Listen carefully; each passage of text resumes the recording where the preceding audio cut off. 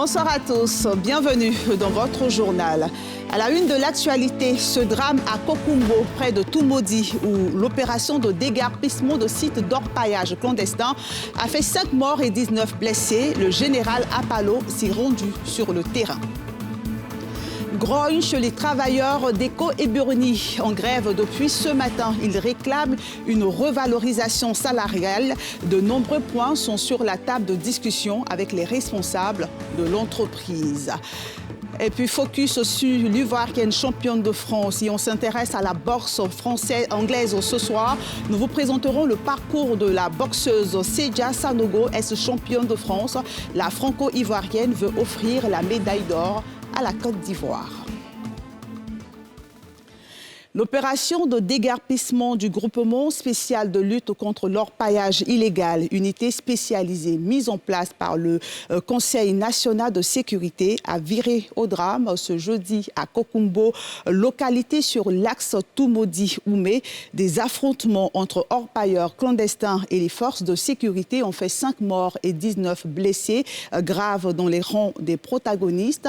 Le général Alexandre Apalo Touré, commandant supérieur de la gendarmerie, est descendu sur le terrain. Il a échangé avec les chefs et les présidents des jeunes des villages impactés par l'orpaillage illégal.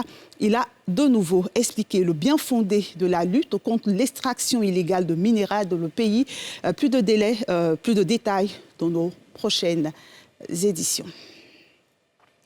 Et puis cette grogne chez les travailleurs d'Eco et Burni. Les agents collecteurs d'ordures sont mécontents depuis ce matin.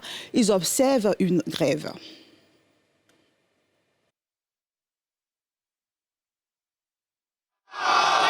Vous travaillez dans les ordures. Est-ce que vous êtes des ordures? C'est par ce cri que les agents terrain de l'entreprise de collecte de déchets Eco et Burni sont rentrés en grève ce matin. Ils revendiquent dans l'ensemble l'amélioration de leurs conditions de travail. Depuis 2018 que nous avons commencé à travailler, nous n'avons jamais reçu de soins, pas de vaccination. Nous n'avons même pas reçu un seul vaccin de tétanos, ni même un vaccin même de fièvre typhoïde, ni encore moins un vaccin d'hépatite. Pas d'assurance médicale. Nos camarades sont en train de mourir à longueur de journée. Certains parmi nous sont malades. Certains parmi nous ont pris des handicaps pour ce travail. Mais au lieu de nous dire merci, notre entreprise, sinon l'employeur trouve là le besoin, sinon la bonne manière de licencier nos camarades qui sont tombés malades. Nous avons demandé une assurance médicale pour au moins avoir un accès potable aux soins, ce que nous n'avons jamais reçu d'abord. Nous avons commencé le travail, comme je l'ai dit, en 2018. Il était dit que 2 ans après, nous devons rentrer en CDI. Et lorsque le temps de CDI est arrivé, nous avons été surpris de voir nos contrats cassés et reconduits encore avec un autre CDD qui, après quelques mois encore, a été entériné par un CDI. Et là, nous avons compris par là que l'employeur était en train de se jouer de nous. Pourquoi? Parce qu'ils ont cassé nos salaires. Nous avons vu des diminutions de salaires à tous les niveaux, que ce soit sur les chauffeurs, sur les balayeuses. S'ils ont décidé de passer à l'acte, c'est après plusieurs négociations infructueuses avec les responsables de l'entreprise. Nous leur avons fait des propositions. Nous avons trouvé une assurance qui coûtait 7 000 francs. Et nous avons demandé à l'employeur de contribuer à hauteur de 5 000 francs. On leur a proposé encore, ils ont refusé parce qu'ils avaient des problèmes financiers. Nous sommes rentrés en grève pour dire à l'employeur que nous en avons marre, pour dire à l'employeur que nous sommes fatigués d'enterrer nos camarades, pour dire à l'employeur que nous sommes fatigués de nous retrouver encore à la maison pendant que nous étions en train de travailler pour eux.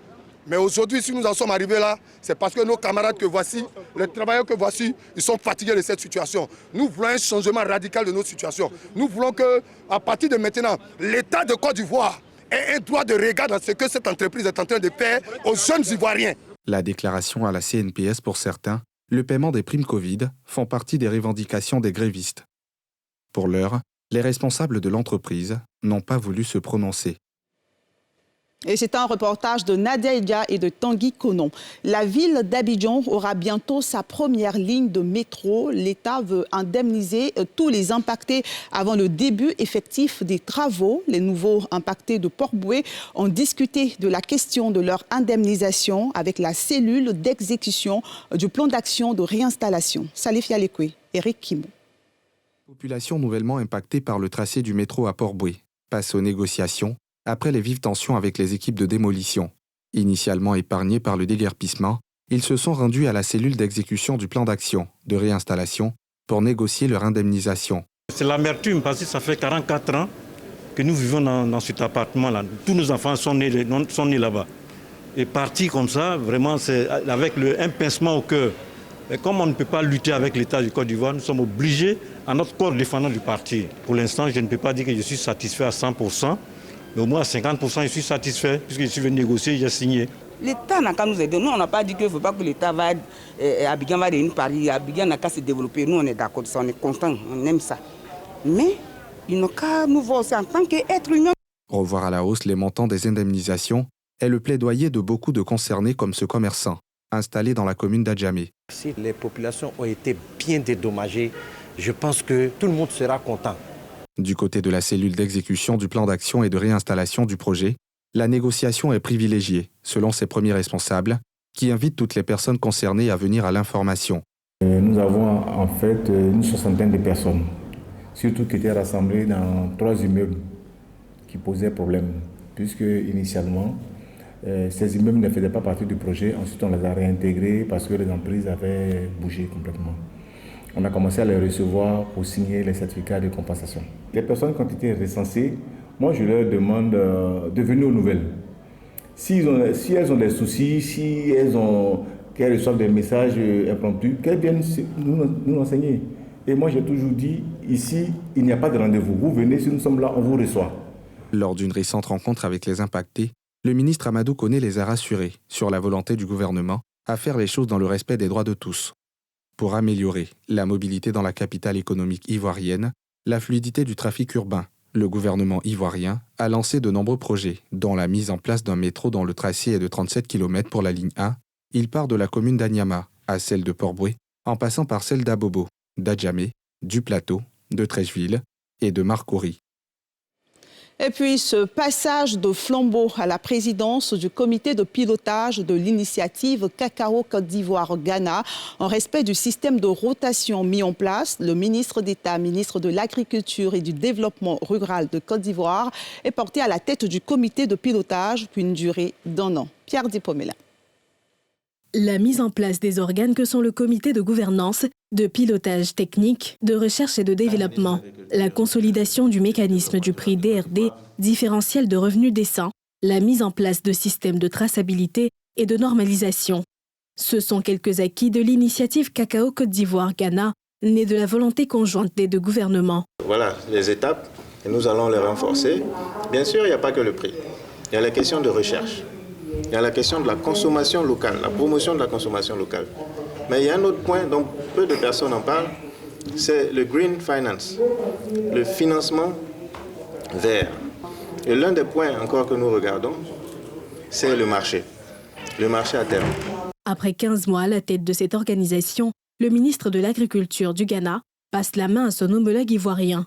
Je suis fier de remettre une organisation dynamique. Je lui souhaite le meilleur. Je serai bien sûr disponible à tout moment pour l'assister et être sûr que les premiers résultats qu'on a eus sont consolidés et que cette organisation grandisse et serve l'intérêt du cacao pendant longtemps. Comme son prédécesseur, Kobenan Kwasi Adjoumani prend les rênes de l'ICCICG avec le même objectif. Améliorer les conditions de vie des producteurs en leur garantissant le différentiel de revenus décent, équivalent à une prime de $400 par tonne, soit environ 200 000 francs CFA. C'est vrai, nous ne sommes pas consommateurs de chocolat, mais nous en sommes les premiers producteurs. On ne peut pas comprendre qu'on nous impose des prix de l'extérieur. Et nous travaillons à faire en sorte que désormais, dans le processus de fixation des prix, que notre voix compte. Nous allons continuer le travail qui est déjà abattu. Nous allons toujours continuer de sensibiliser les multinationales, les chocolatiers, à accepter ce que nous tous nous avons contribué à mettre en place. Pour peser de tout son poids, l'ICCICG veut s'ouvrir à d'autres pays, notamment le Cameroun et le Nigeria, invités à cette réunion du comité de pilotage. La production des 4 pays réunis avoisine 75% de la production mondiale de cacao. Une journée porte ouverte sur l'état civil pour informer les populations sur l'importance des documents civils. C'est la mission que s'est donnée la commune de Treichville, une véritable mission de sensibilisation sur les actes de naissance, de mariage et de décès. Le reportage est signé Méthilène Légré et Eric Kimou. Mieux informer et sensibiliser les populations de la commune de Treichville sur l'importance des déclarations de naissance, de mariage et des décès, c'est l'objectif de la journée porte ouverte sur l'état civil, organisée par la mairie de la dite commune. Nous avons malheureusement remarqué, surtout à la veille de la rentrée scolaire ou à la veille des examens à grand tirage, de nombreux parents qui viennent nous voir pour l'établissement d'extraits de naissance ou de jugements supplétifs. Et Treichville, malheureusement, s'illustre de la plus mauvaise des manières, puisqu'au niveau du district d'Abidjan, Treichville n'est pas très bien placé. Et c'est pour ça que nous avons organisé cette journée porte ouverte. Il est normal qu'un élu, en l'occurrence un officier d'état civil, le maire, organise une sensibilisation pour sa population. Donc aujourd'hui, c'est le maire qui veut informer beaucoup plus sa population sur l'importance de l'état civil. Cette journée a été l'occasion pour certains d'obtenir certains documents d'état civil qu'ils peinaient à avoir. Au lieu de mettre au moins des années pour ouvrir ton certificat de naissance, au même moment, on le fait pour toi et en même temps. C'est bien possible. Je suis là pour légaliser mon diplôme. J'ai été orientée à Yamsoko, il y avait un suivi de logement. C'est ça, bon, ça m'a mis un peu en retard, mais par la grâce de Dieu, j'ai résolu le problème. À travers cette sensibilisation, la mairie de Treichville veut faciliter les déclarations, préserver la sécurité des personnes et lutter contre les fraudes sur l'identité. Ce soir, on s'intéresse à la boxe anglaise. Comme je vous le disais en sommaire, la boxe anglaise, un sport où des femmes s'affirment de plus en plus, à l'instar de la franco-ivoirienne Sedia Sanogo. À 29 ans, la boxeuse ex-championne de France veut offrir la médaille d'or à la Côte d'Ivoire aux prochains Jeux olympiques de Paris 2024. Rencontre avec la capitaine de la sélection ivoirienne qui veut pousser de plus en plus des jeunes filles à la pratique de ce noble art. Salif Yalekwe et Tanguy Kono. Faire de la Côte d'Ivoire une référence en matière de boxe anglaise. Telle est l'ambition de cette boxeuse ivoirienne, Sedia Sanogo, qui a fait ses armes en France, où elle vit. Native de Montreuil et issue d'une famille de sportifs, elle a embrassé le noble art dès l'âge de 13 ans. Un parcours édifiant pour la sportive de 29 ans, plusieurs fois championne de France. J'ai 8 ceintures à l'international. J'ai fait les tournois de qualification pour les Jeux Olympiques Tokyo 2020. J'ai 90 combats pour 8 défaites. De passage à Abidjan, l'ex-championne de France est toujours à la tâche. Il faut maintenir la forme, garder toujours le cap. Elle explique son choix pour son pays d'origine. Parce que maintenant, depuis 2020, j'ai intégré par choix, ça c'est important de notifier, j'ai intégré l'équipe nationale ivoirienne. Du coup, je suis venue en Côte d'Ivoire déjà pour rencontrer mes coéquipiers que je n'avais jamais vus. Et puis voir un petit peu comment ça se passe en Côte d'Ivoire la boxe, promouvoir la boxe féminine surtout, parce qu'elle est complètement morte. Et j'aimerais bien aider la boxe à revivre en fait, et puis appeler toutes ces femmes à nous rejoindre. Certaines choses qui m'ont fait tomber amoureuse du pays, mais encore l'émotion des parents, de la famille, du peuple. Et puis c'était la dernière volonté de ma grand-mère. La médaille d'or olympique, déjà dans un premier temps, c'est le premier objectif. Et pourquoi pas faire connaître la Côte d'Ivoire au monde entier avec justement toutes ces pépites. Aujourd'hui, moi je me bats pour être là où je suis. Faut savoir que après j'ai quitté un confort. Aujourd'hui je suis obligée de me battre avec ma propre poche, avec mon propre salaire et si je peux me permettre de lancer un message, c'est voilà, on a besoin de vous, faut pas. J'ai l'impression d'être un petit peu lâchée en plein vol. Pour David, promoteur de sport de combat et vice-président de la Fédération ivoirienne de boxe anglaise, Sedia Sanogo doit inspirer la gente féminine. Si elle cadre, elle ne subit pas, elle te soumet. Des comebacks au pays, il n'y a rien de mieux pour motiver la jeunesse. Ça peut que motiver, ils peuvent donner que de bonnes choses, de bons conseils, de tout ce qu'ils ont vécu à l'étranger et nous apporter ici pour qu'on performe. Sedia Sanogo, un nom sur qui l'on doit compter dans le milieu sportif ivoirien. La capitaine entend rehausser le drapeau de son pays avec ses coéquipiers, fiers d'être à ses côtés. L'Union des fédérations ouest-africaines de football, UFOA, va renouveler ses instances au cours d'une assemblée générale à Abidjan. Une assemblée générale qui sera aussi meublée par le lancement d'une compétition des jeunes. Dans ce sujet de Salifia Lekwe et de Joseph Zékré, le directeur exécutif de l'UFOA, en donne les grandes lignes. Abidjan va abriter samedi prochain la 15e assemblée générale élective de l'UFOA-B, l'Union des fédérations ouest-africaines de football. Programmé initialement à Ouagadougou au Burkina Faso, ce rendez-vous se tient finalement dans la capitale économique ivoirienne en raison de la situation sociopolitique dans ce pays des suites du coup d'État militaire. Selon le directeur exécutif de l'instance sous-régionale dédiée au football, dont le siège est à Abidjan, dans les locaux de la FIF, les préparatifs font bon train. Au niveau de notre institution, il y a toujours ce système de consensus quand arrivent les élections. Il y a 3 postes pour 3 candidats et chacun a déjà candidaté pour son poste. Il y a 3 postes, à savoir le poste de président, il y a le poste de premier vice-président et le poste de deuxième vice-président. Le point qui vraiment doit demander la partition de tout le monde sportif, c'est le lancement du championnat scolaire africain. Il y a 3 phases.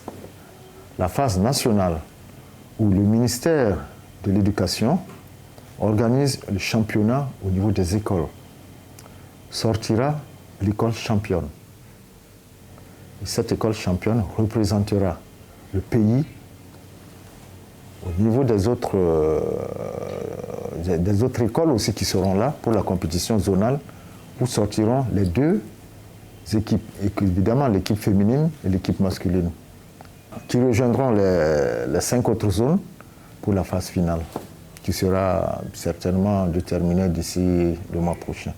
L'Assemblée générale augure toujours une bonne saison quand les choses vont comme on le souhaite, dans la transparence. L'association fut créée en 1975. En 2011, la Confédération africaine de football a décidé de diviser la zone en 2 groupes.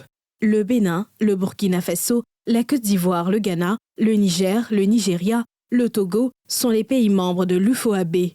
Le Ghanéen Kirk Okraku occupe la présidence de l'UFOA-B.